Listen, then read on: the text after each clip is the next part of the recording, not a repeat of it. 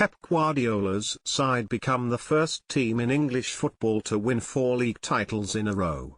David Sneyd. The day ended exactly as everyone knew it would. Manchester City are Premier League champions for the 4th season in a row. It's a famous success that sees them become the first club in English football to win as many titles in succession. It's a day of reckoning for Manchester City, a day they can make history, presenter Dave Jones said on Sky Sports. History has been made, but that day of reckoning could still come given those 115 charges of alleged breaches of the Premier League's Financial Fair Play (FFP) regulations hang over them.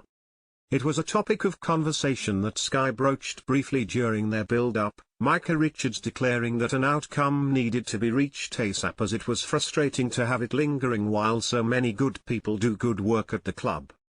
That's certainly one way of looking at it. We must stress that Manchester City refute all 115 charges, Jones pointed out. But it is on the lips of all football fans. After 79 seconds Phil Foden had those in blue purring. His touch on the half-turn to swivel clear of James Ward-Prowse on the edge of the box was sublime.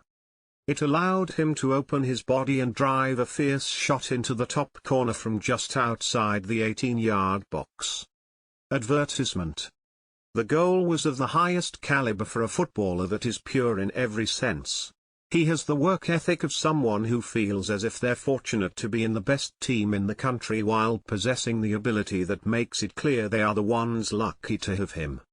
Foden's style and grace were evident again when he doubled his side's lead on 18 minutes, this time running off the shoulder of Ward-Prowse near the halfway line and showing the intelligence to arrive in the box at the perfect moment to stride onto Jeremy Doku's pinpoint cross. Everything was easy. This was turning into a stroll over the finishing line after a marathon season.